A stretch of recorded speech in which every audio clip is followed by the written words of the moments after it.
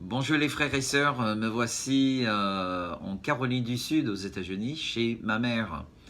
J'aimerais juste, j'avais vraiment à cœur de partager quelques instants avec vous. Parce que honnêtement, j'aurais bien voulu être avec vous. Je sais que plusieurs vous souffrez terriblement avec toute cette situation, toute cette crise. Et ma place, véritablement, c'est là-bas, en France, avec vous. Au même temps, ma mère vient perdre son compagnon de 62 ans, son mari de 62 ans. Le temps est très difficile pour elle et mes frères et sœurs vivent à 9 heures, 10 heures de route d'ici. Et puis, ils ont aussi leur crise à gérer dans leur lieu de travail. Donc, j'ai jugé nécessaire de reporter mon retour en France. De toute manière, que je vous communique par email ou que par l'internet depuis ma maison à Paris, en région parisienne, ou depuis la maison de ma mère aux États-Unis, je crois que ça revient à peu près au même. Grâce au téléphone, grâce à l'internet, je suis aussi proche de vous depuis les États-Unis que depuis ma maison dans la Seine-et-Marne. Ok, donc juste pour vous donner très rapidement un petit témoignage, les obsèques de mon père ont eu lieu samedi dernier, ce samedi passé, et ça s'est bien passé. Bon, bien. Les obsèques, est-ce que c'est bien les obsèques? Mais en tout cas, Dieu était vraiment avec nous. Euh, et il m'a apporté énormément de grâces pour le moment où je devais honorer mon père verbalement. J'étais le seul, en fait, qui a pris la parole. Ma mère ne voulait pas que d'autres prennent la parole, à part moi. Donc, Dieu m'a vraiment donné une grâce très particulière, beaucoup de larmes, mais c'était vraiment une réussite. Vous savez que mon père n'avait qu'un seul frère dans la vie. Mon oncle vivait à peine 20 minutes de chez nous quand j'étais petit. Et je crois que la dernière fois, j'ai vu mes cousins, ils étaient 6. Je n'avais que 10 ans à l'époque. Et depuis l'âge de 10 ans, depuis l'âge où j'avais 10 ans, ça fait il y a, bon, je ne vais pas vous le dire, vous allez deviner combien d'années ça fait. Mais nous n'avons jamais réussi à réunir tous les cousins, tous les enfants de mon père et mon oncle depuis ce temps-là. Et là, tous les cousins sont venus pour les obsèques de papa. Et je les invitais à la maison de ma mère pour une petite réception après. Et pour la toute première fois depuis la plupart d'un siècle, tous les enfants de mes grands-parents, tous les petits-enfants de mes grands-parents étaient réunis sous le même toit. Et quel temps de communion on a eu ensemble. Quelques-uns sont chrétiens nés nouveaux et d'autres, mais ils sont tous ouverts à Dieu. Et honnêtement, on a eu vraiment un temps de partage merveilleux. Et voilà, encore une fois, je crois que ça fait partie du fruit de vos prières dont je suis très, très, très reconnaissant. Alors, la situation en France. J'essaie de suivre de près. Le problème, c'est que souvent, les infos, les restrictions de déplacement, ça change presque de jour à lendemain. Donc, certaines choses que je voulais mettre en place hier ne sont plus possibles aujourd'hui. J'ai appris, par exemple, qu'on ne peut pas se déplacer d'un département à un autre, sauf pour se rendre à un hôpital ou pour une raison, mais une raison tout à fait justifiée par son employeur ou par une autorité quelconque. Donc, en conséquence, vu que tous nos pasteurs, tous les anciens, tous les salariés de l'église du Bon-Berger habitent en dehors du 93, aujourd'hui, nous n'avons personne qui a le droit d'aller au bâtiment pour que le bâtiment soit ouvert. Alors, on peut débattre pourquoi on est arrivé là, mais ce débat, on aura une fois que les crises soient passées. D'accord? On va apprendre beaucoup de choses de cette crise pour que lorsque la prochaine crise nous tombe dessus, on sera nettement mieux préparé. Amen? D'accord. Donc, euh, j'ai appris même récemment une jeune femme qui faisait un jogging était verbalisée par les autorités, par la police, parce que la police a jugé elle était trop loin de sa maison. On verbalise les gens parce qu'ils font un bon jogging. Alors là, mes amis, bon, pour moi, c'est vraiment excessif. Il semblerait qu'en France, on a véritablement du mal à entendre une exhortation venant de nos élus et le respecter. En conséquence, les élus sont obligés de mettre une application draconienne de la loi parce que il nous manque, je ne sais pas ce qui nous manque, mais en tout cas, on est dans une situation qui, pour moi, on met des contraintes trop excessives, mais on le fait parce que peut-être on était trop indiscipliné. Bonne leçon à prendre. Quoi qu'il en soit, on travaille véritablement avec beaucoup de cœur, beaucoup d'énergie. Les anciens ont fait un travail extraordinaire parce que, à cause de ma situation familiale, j'étais très souvent pas disponible lorsqu'il fallait prendre des décisions à la dernière seconde. Et j'aimerais vraiment tirer le chapeau à l'équipe des anciens parce que je trouve vraiment, ils étaient à la hauteur de la situation et je suis juste tellement fier de l'équipe que le Seigneur nous donne et un grand applaudissement pour les anciens. Psaume 4 et les versets 5 à 8 nous dit ceci. Offrez des sacrifices de justice et confiez-vous à l'Éternel. Plusieurs disent, qui nous fera voir le bonheur? Fais lever sur nous la lumière de ta face, ô Éternel. Tu mets dans mon cœur plus de joie qui n'en ont quand abondent leur fromme et leur mou. Je me couche et je m'endors en paix, car toi seul, ô Éternel, tu me donnes la sécurité dans ma demeure. Quelle promesse extraordinaire. Pour ceux qui ont peur, recevez cette parole de Dieu parce qu'elle est vraiment pour vous.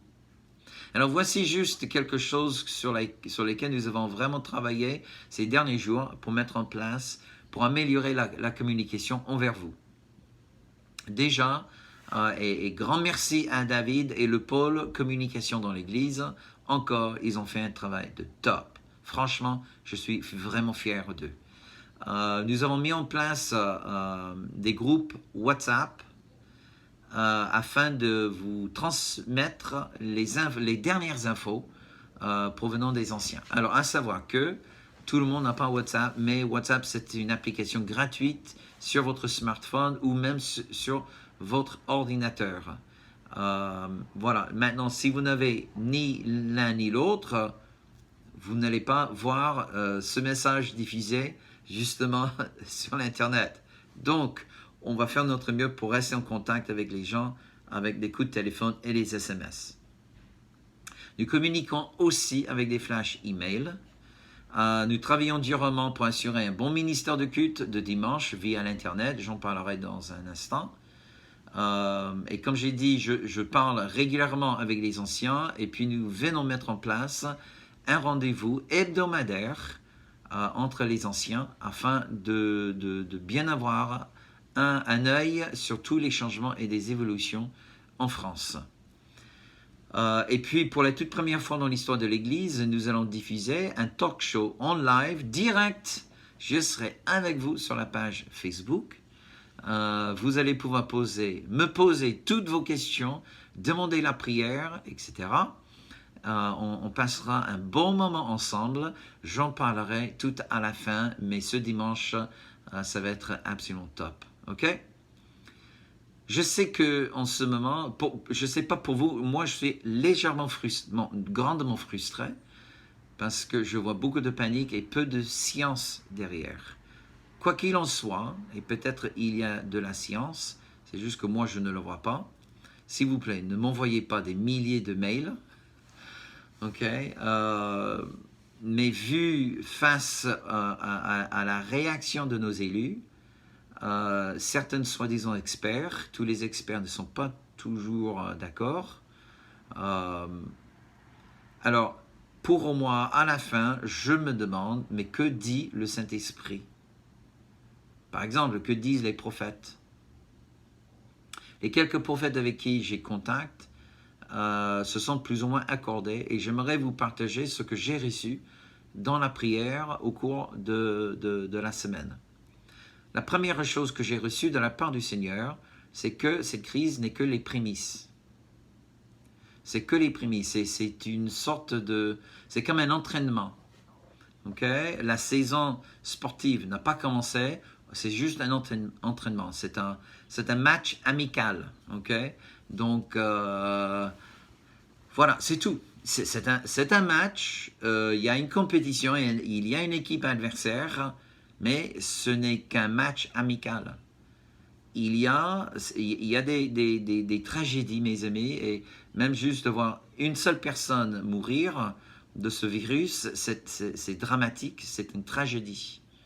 Et donc, n'entendez pas ce que je ne dis pas. Néanmoins, vous savez que sur la côte est des États-Unis, on est souvent à l'automne frappé par les ouragans. Les ouragans. Donc, mais dans les ouragans, il y a 5 niveaux différents. Donc, il y a tout d'abord la tempête tropicale. Et lorsque les vents dépassent un certain seuil, cette tropicale est désignée un ouragan catégorie 1, niveau 1. Et ça monte jusqu'à niveau 5. Niveau 5, croyez-moi, vous ne voulez jamais être dans un niveau 5. Niveau 5, c'est vraiment destructeur.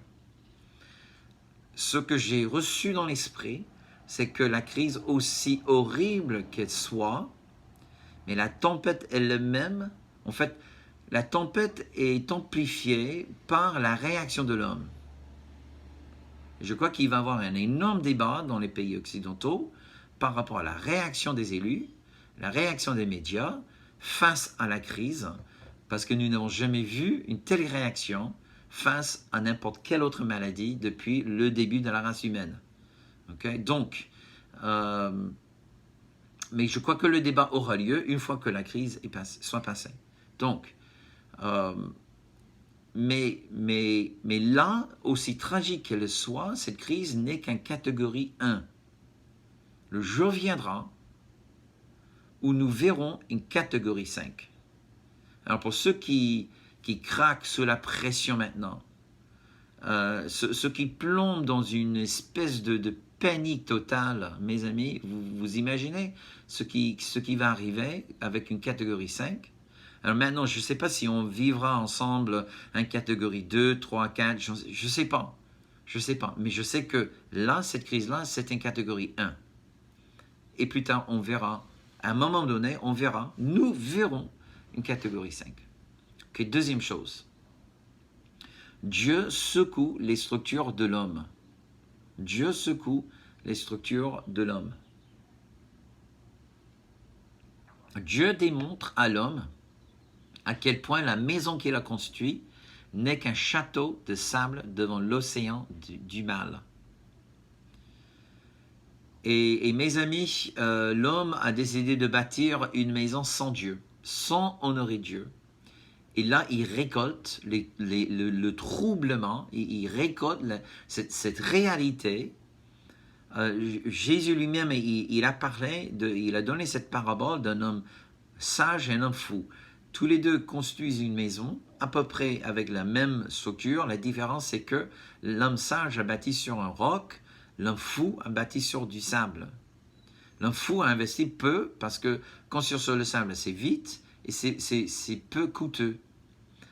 Bâtir sur un roc, c'est beaucoup plus coûteux et plus long à construire. Mais quand la tempête est venue, la maison du fou a été complètement démolie. C'est uniquement l'homme du sage qui a survécu.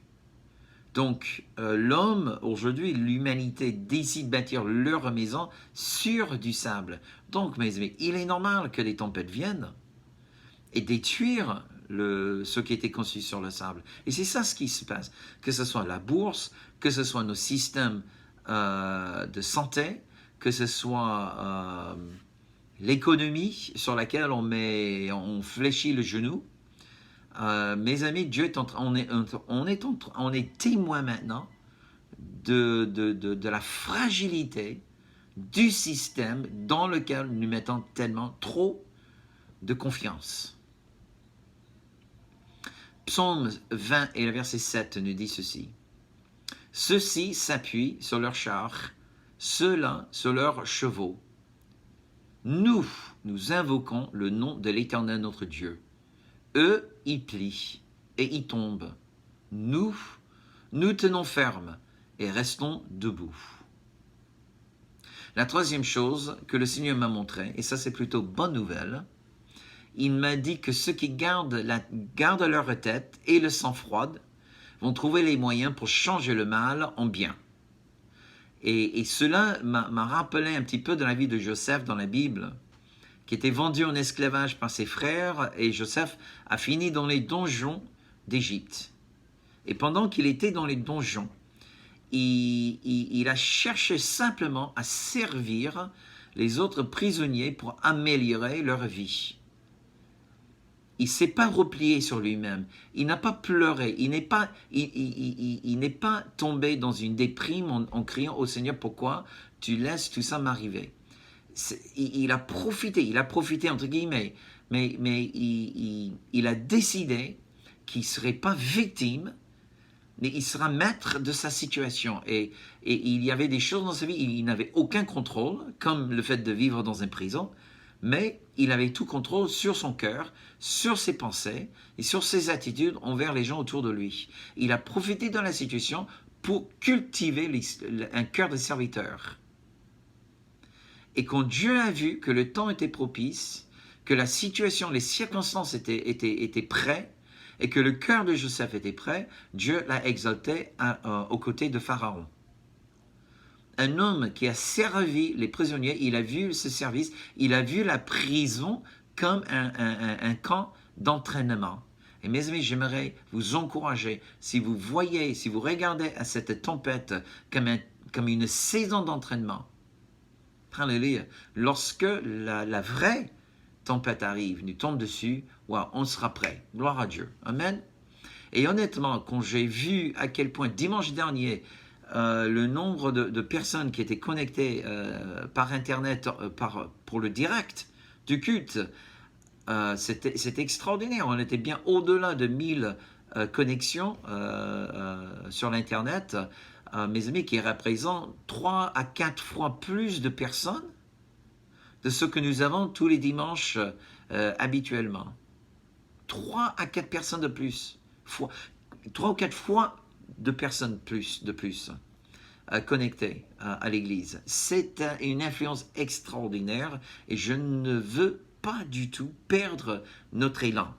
Alléluia. Il est temps pour nous d'étendre la main, de ne pas pleurer, de ne pas languir, mais c'est le moment pour nous de se lever, de dire par la grâce de Dieu, alléluia, je vais tendre la main vers ceux autour de moi, moins fortunés que moi-même, je vais servir, je vais les aider, je vais les aimer. Alléluia, au nom de Jésus. Donc, cela m'amène à ma conclusion et puis je vais terminer. Il faut qu'on profite de la situation. 4 choses. Numéro 1, donnez-vous encore plus à la prière et à l'étude de la parole de Dieu. Vous avez dit tellement de fois, oh, si j'avais un peu plus de temps, je passerais plus de temps dans la parole. Maintenant, vous avez ce temps. Donc, sois fidèle. Sois fidèle, sois discipliné, cherchez la face de Dieu, parce que c'est le moment qu'il a choisi pour vous laisser le trouver. Numéro 2, à partir de ce dimanche, nous demandons à chaque membre de l'Église de prendre un jour par semaine pour faire un jeûne classique en faveur de la France. Alléluia. Je sais que certaines cellules dans l'Église le font déjà.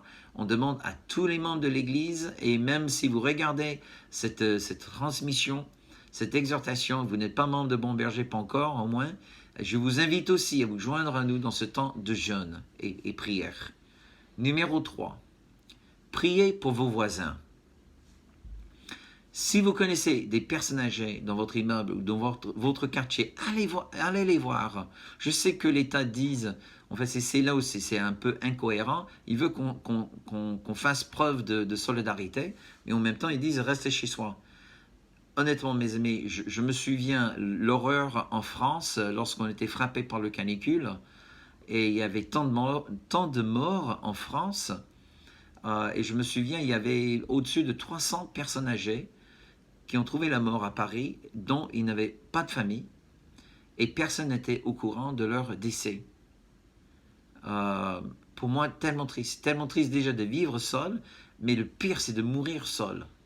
Donc, on a très peu de personnes âgées dans l'église, quelques-uns, mais pas beaucoup. Et donc, j'aimerais vraiment qu'on prie pour eux, qu'on maintienne un bon contact avec eux, mais surtout, regardez bien autour de vous. Priez pour les gens dans votre voisinage, dans votre quartier, dans votre immeuble. Et quand vous voyez une personne âgée, peut-être allez lui demander si vous pouvez l'aider avec les courses ou avec le transport pour aller à un rendez-vous médical, ou je ne sais pas quoi, mais priez et laissez le Saint-Esprit vous diriger. Et puis numéro 4, restez bien connectés avec vos frères et sœurs en Christ. Si vous n'êtes pas dans une cellule ou un groupe équipe de service, appelez ou envoyez à Catherine Pierre-Léandre un mail, on va vous essayer à mettre en contact avec les autres membres de l'Église qui ne sont pas trop loin de chez vous pour que vous soyez bien connectés les uns aux autres. C'est tellement important. Donc, soyez au rendez-vous ce dimanche à 9h30. Vous pouvez aller regarder d'autres sites, d'autres églises après, mais au moins soyez au rendez-vous tous les dimanches matins à 9h30 pour le culte. Rappelez-vous aussi de soutenir bien votre Église avec les dîmes et les offrandes. C'est tellement important pendant cette saison. Je ne veux pas mettre notre équipe sur un chômage partiel. Voilà, je ne veux pas le faire, mais le peu qu'on a reçu dimanche dernier, il ne faut pas que cela continue. J'ai vraiment besoin que chacun soit plus fidèle qu'avant au niveau de la dîme et des offrandes pour soutenir votre Église locale. OK? Et puis, n'oubliez pas que ce dimanche, à 20h, okay, heure Paris, à 20h, je vais faire un talk show live sur la page Facebook de l'Église. Et juste avant de vous dire au revoir, je vous laisse avec un dernier verset. Jésus dit en Jean 14, verset 1, « Que votre cœur ne se trouble point. Croyez en Dieu et croyez en moi. » Père, je te demande de lever ta face sur ton peuple, de les protéger, de les garder, de les bénir et de les faire prospérer pendant ce temps, Seigneur. Nous refusons tout esprit de peur. Nous refusons, Seigneur Dieu, la panique que nous voyons autour de nous. Et bien que nous soyons des sages enfants pour respecter les consignes de nos élus, Seigneur, nous ne craignons aucun mal. Alléluia. Au nom puissant de Jésus, nous ne craignons aucun mal, car c'est toi notre sécurité. Donc Seigneur, je proclame le shalom de Dieu sur ton peuple, au nom puissant de Yeshua, le nom de Jésus-Christ. Amen et Amen. À très bientôt mes amis. Bye bye.